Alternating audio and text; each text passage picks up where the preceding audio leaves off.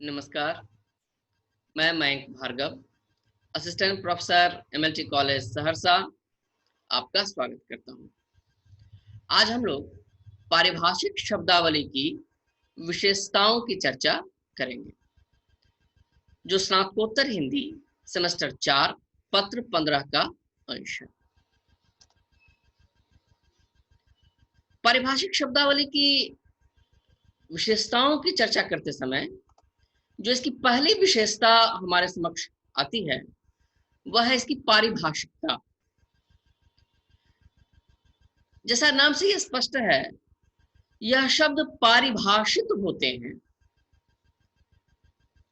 जब पारिभाषिक शब्दावली के स्वरूप की चर्चा हम लोग कर रहे थे, तो उसमें विभिन्न परिभाषाओं से हम लोग अवगत हुए थे और कई परिभाषाओं में यह देखा गया था कि पारिभाषिक शब्दावली की परिभाषा देते हुए इस पारिभाषिकता पर बहुत बल दिया गया कि ऐसे शब्द जो सुनिश्चित परिभाषा के द्वारा,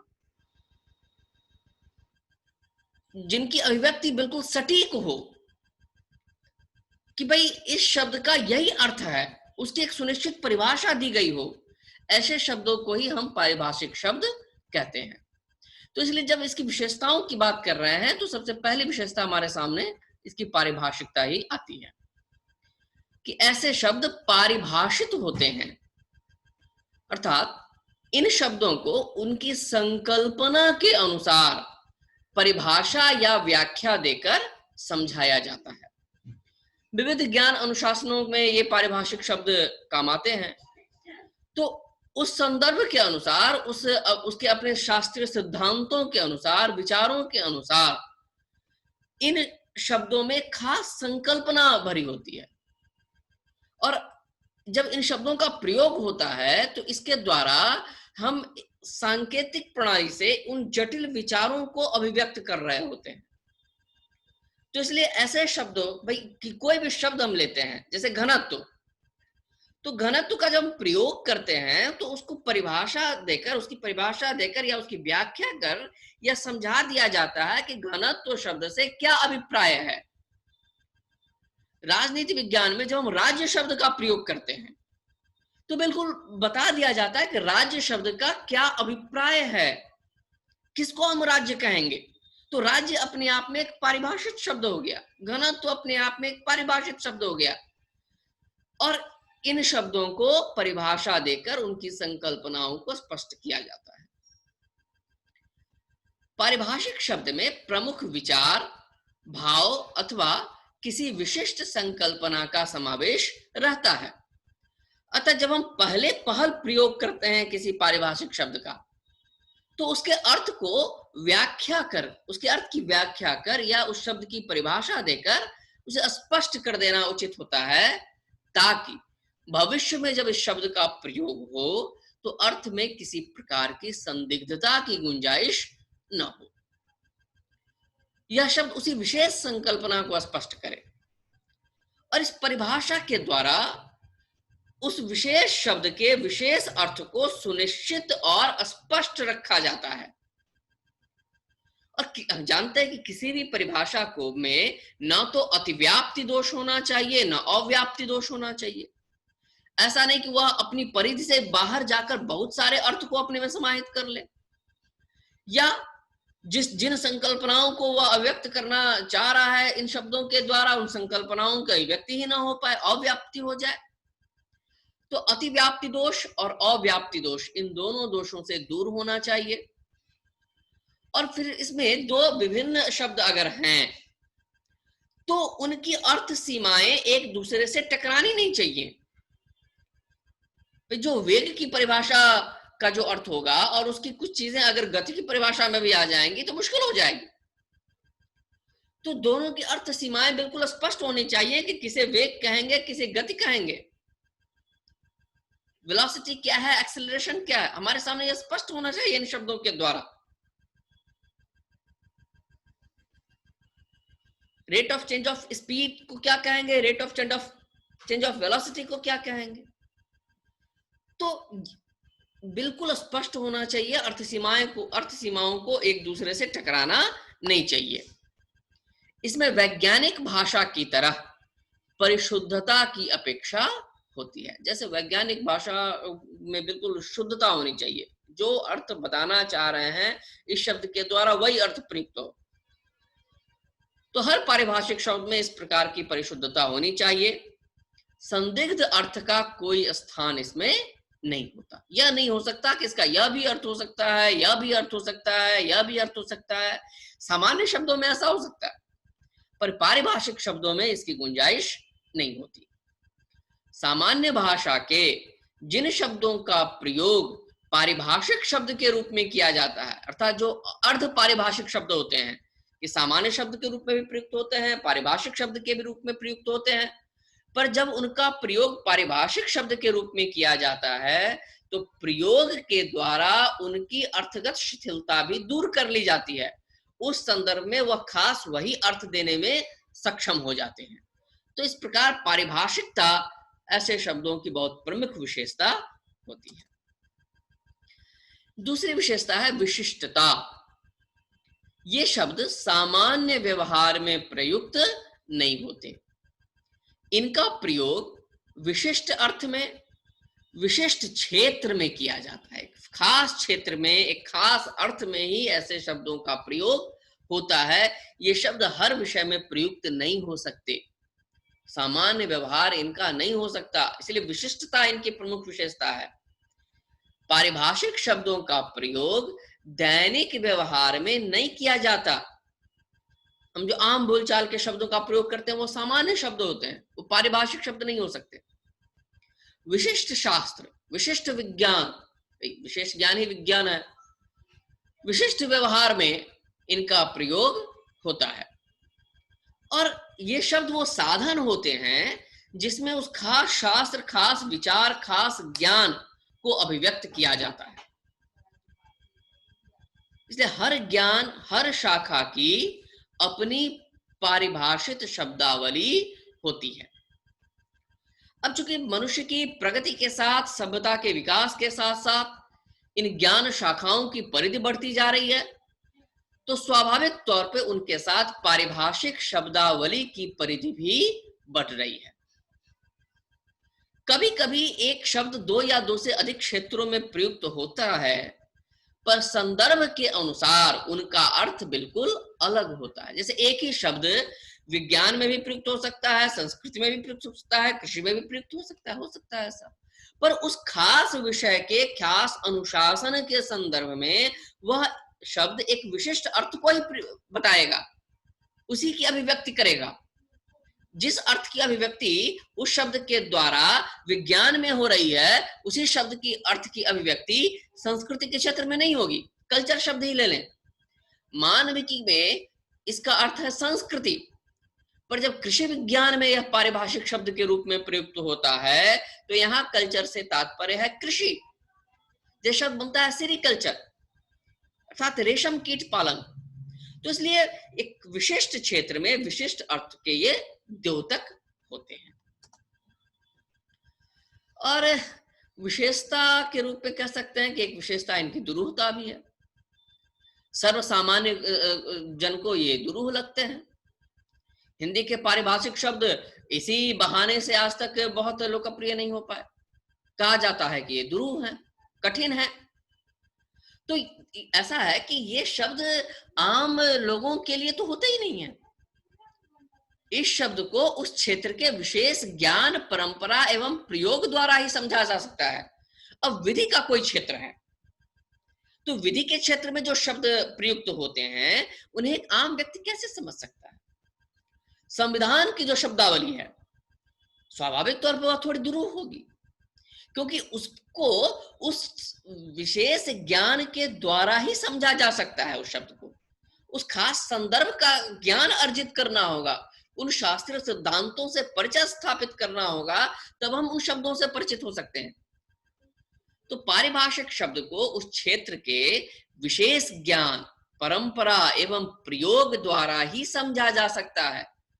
कई बार ऐसे शब्द, पारिभाषिक शब्द होंगे जिनके विशेषण उस अर्थ को सामान्य जन के लिए बिल्कुल स्पष्ट नहीं कर पाएंगे। ऐसा अर्थ छिपा रहता है जो उस शब्द के विशेषण से स्पष्ट नहीं होता। वह तो उस संदर्भ से स्पष्ट होगा, वह उन शास्त्रीय सिद्धांतों से स्पष्ट होगा जिस संदर्भ में उसका प्रयोग किया जा रहा है। अध्यादेश शब्द है। अध्यादेश शब्द एक खास संदर्भ में प्रयुक्त होता है कि संसद सत्र न चल रहा हो, 6 महीने के लिए कोई कानून बनाना हो, तो सरकार के द्वारा अध्यादेश लाया जा सकता है। अब यहाँ अधि आदेश इस विशेषण के द्वारा केवल हम इस शब्द को समझना चाहेंगे तो हम नहीं समझ पाएंगे। यह एक पारिभाषिक शब्द है, इसके लिए विशेष ज्ञान की आवश्यकता होती है। तो इसलिए इन संदर्भों के कारण थोड़ी दुरूहता इसमें आ जाती है। इसकी एक और विशेषता है, एक संकल्पना के लिए एक शब्द। पारिभाषिक शब्द विशेष ज्ञान शाखा से संबंधित होते हैं। इनमें एक संकल्पना के लिए एक ही शब्द नियत होता है। एक विशिष्ट अर्थ, संज्ञा, संकल्पना के लिए एक से अधिक शब्द नहीं होते। यदि कोई संकल्पना है, यदि कोई विचार है, तो उसके लिए एक ही शब्द का प्रयोग होगा। उस खास संकल्पना के लिए एक से ज्यादा शब्दों का प्रयोग करेंगे तो पुनः संदिग्धता की गुंजाइश बन जाएगी। इसलिए वहां पर्यायवाची शब्द नहीं होते, वहां एक संकल्पना के लिए एक ही शब्द का प्रयोग होता है। एक विशेषता है इसकी संक्षिप्तता। पारिभाषिक शब्दों को थोड़ा संक्षिप्त होना चाहिए ताकि जो प्रयोग करने वाला है उसे असुविधा ना हो। ऐसे शब्द प्रायः एक शब्द के या मूल शब्द के होते हैं, एक से अधिक शब्द के नहीं।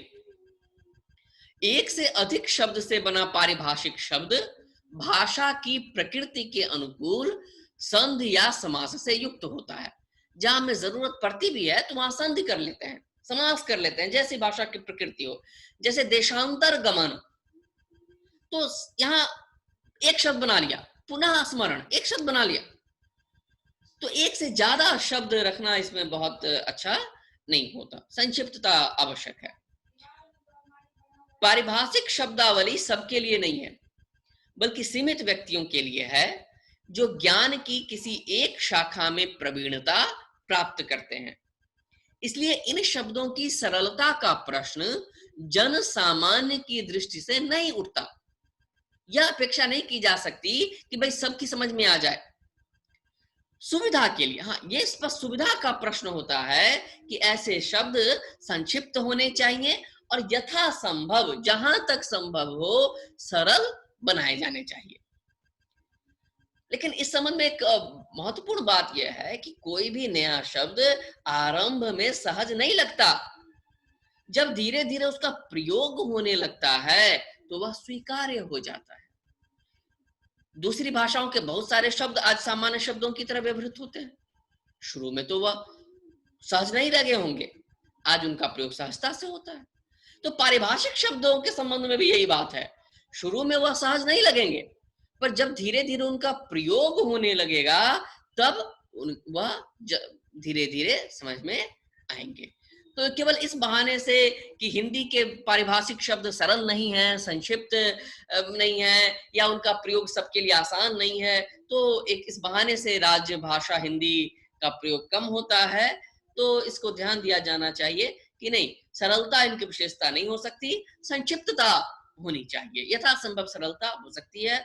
इस संबंध में आचार्य देवेंद्र नाथ शर्मा ने लिखा है कि हमें भूलना नहीं चाहिए कि जो शब्दावली तैयार की जा रही है, यानी राजभाषा हिंदी का जब प्रश्न था तो यह सवाल आया कि इसे हिंदी में तो ऐसे शब्द ही नहीं है जिनके द्वारा विशिष्ट ज्ञान की संकल्पनाओं को अभिव्यक्त किया जा सके। तो सरकार ने एक आयोग बनाया और उसके द्वारा विभिन्न क्षेत्रों में शब्दों का निर्माण हुआ, अनुकूलन हुआ, ग्रहण किया गया। तो और बहुत महत्वपूर्ण कार्य हुआ। तो उस समय यह सवाल उठा कुछ लोगों के द्वारा कि ये शब्द बहुत कठिन है, दुरूह है।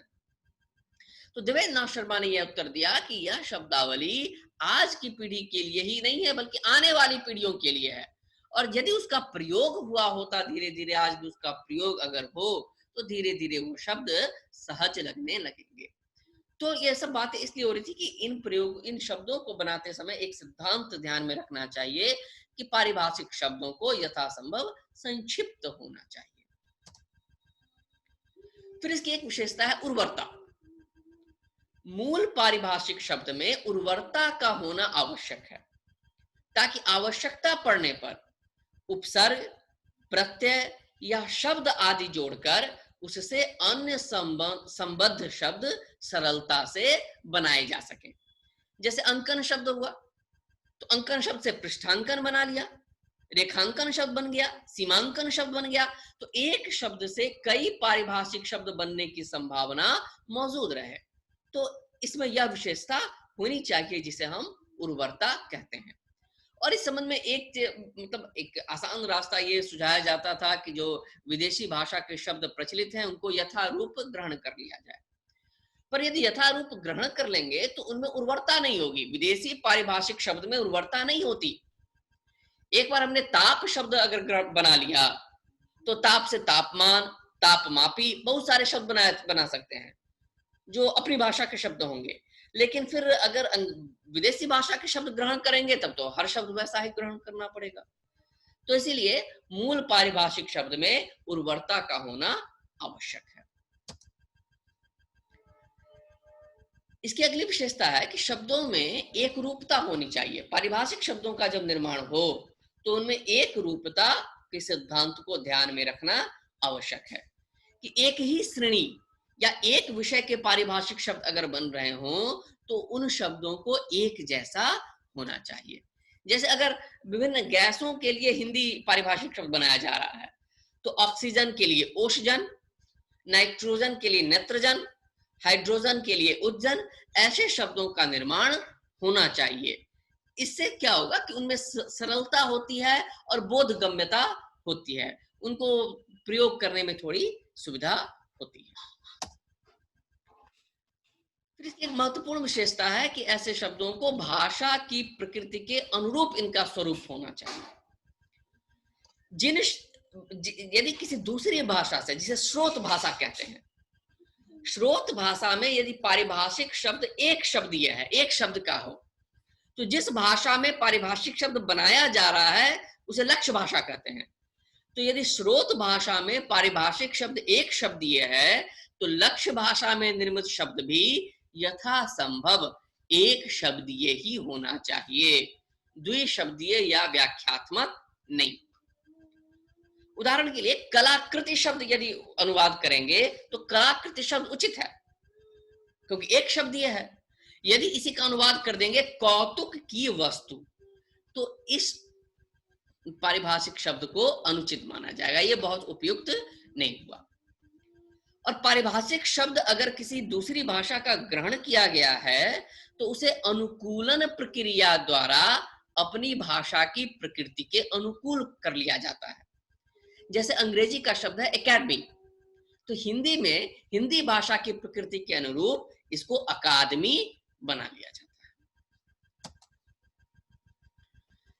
यदि कुछ अन्य विशेषताओं की चर्चा करें तो असमान संकल्पनाओं के लिए मिलते जुलते शब्द नहीं होने चाहिए, अन्यथा भ्रम की आशंका रहती है।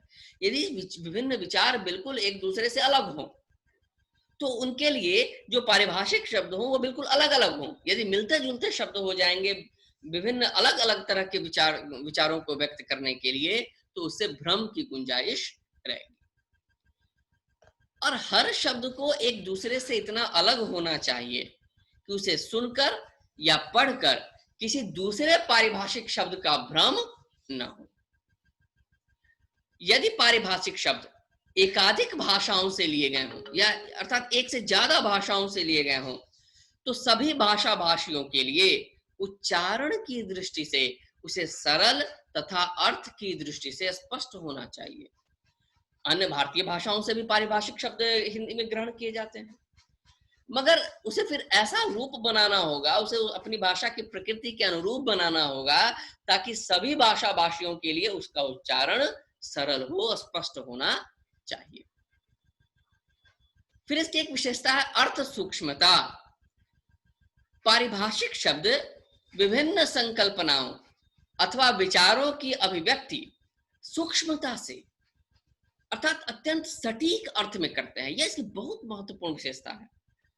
सामान्य शब्दों के द्वारा अर्थ सूक्ष्मता इतनी सहजता से अभिव्यक्त नहीं होती। जैसे ताप और तापमान शब्द में अंतर है, बहुत सूक्ष्म अंतर है। तो ऐसे शब्दों को, सूक्ष्म अर्थों को अभिव्यक्त करने में बिल्कुल सबल होना चाहिए, सक्षम होना चाहिए कि विभिन्न दो शब्दों के द्वारा आपसी अर्थ सूक्ष्मता को अभिव्यक्त कर दिया जाए। जैसे हीट बिल्कुल अलग शब्द है, टेम्परेचर अलग शब्द है, तो उसके लिए अलग अलग शब्दों की आवश्यकता। जो सूक्ष्म अर्थ है, अर्थ में जो बहुत छोटा अंतर है, उसको भी अभिव्यक्त करने में सक्षम होना चाहिए। फिर इसकी एक महत्वपूर्ण विशेषता है अपर्यायीता। जो मिलते जो एक से पहले एक विशेषता हमने देखा था कि एक संकल्पना के लिए एक शब्द, इसी को ये दूसरे तरीके से देख रहे हैं। वहां हमने देखा था कि एक संकल्पना है तो उसके लिए एक ही शब्द होगा, एक संकल्पना के लिए एक से ज्यादा शब्द नहीं हो सकते। उसी प्रकार अपर्यायीता अर्थात किसी एक ज्ञान क्षेत्र के पारिभाषिक शब्द के लिए दूसरा कोई भी पर्यायवाची शब्द प्रयुक्त नहीं किया जा सकता। पारिभाषिक शब्द में कोई शब्द पर्यायवाची नहीं हो सकता।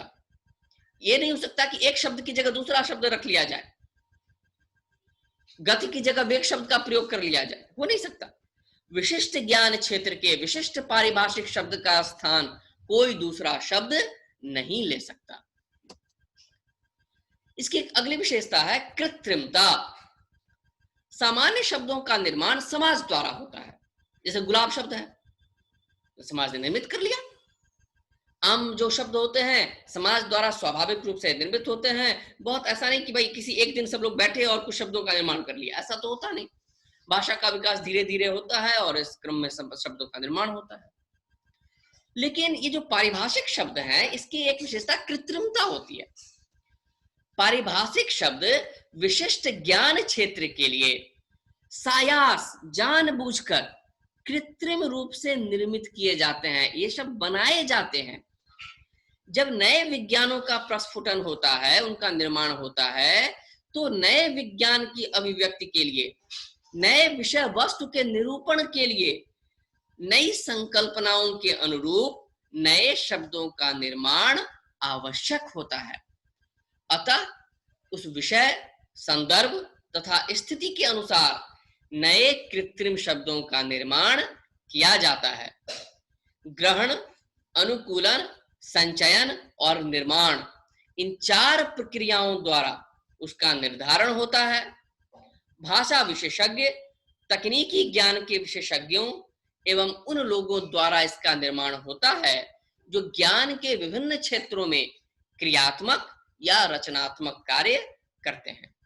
लेकिन चूंकि यह कृत्रिम शब्द होते हैं, इसीलिए इनमें वह लचीलापन नहीं होता, इनमें परिवर्तन जल्दी नहीं किया जा सकता है।